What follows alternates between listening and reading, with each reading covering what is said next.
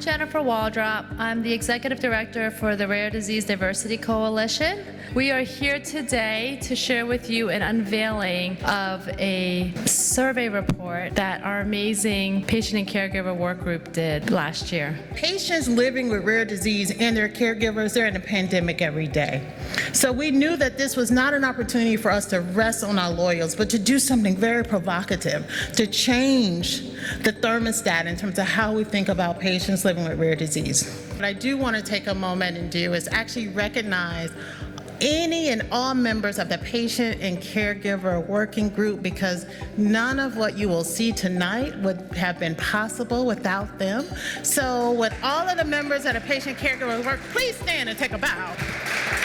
So I joined the Rare Diversity Coalition from its very inception, and one of the reasons I joined them was because I felt like they would help me in finding a voice for people in our community, but just the larger rare disease community. When I joined advocacy, there were not a lot of people of color, especially from the South Asian background that I come from.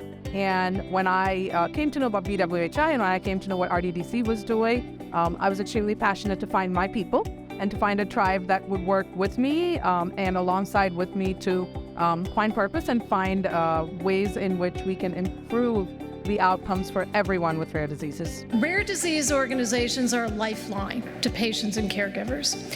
And we know that diverse patients and caregivers disproportionately face barriers to coverage, access, affordable and timely care.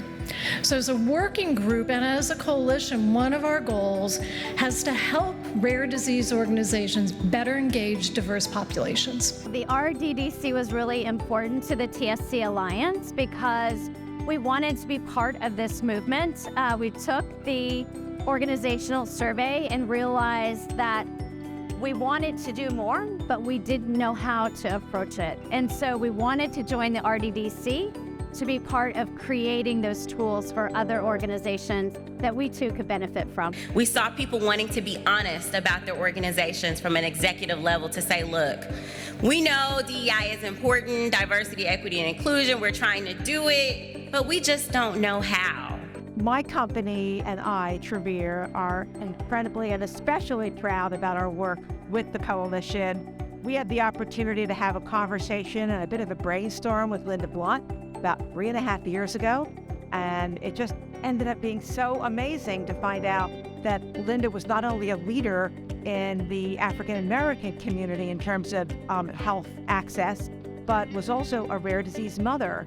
So we knew that this was a match made in heaven, and put our minds together and put our contacts together, and were able to identify a bunch of other companies that believed, as we all did, that it's not enough to reach rare disease patients. We need to reach all rare disease patients.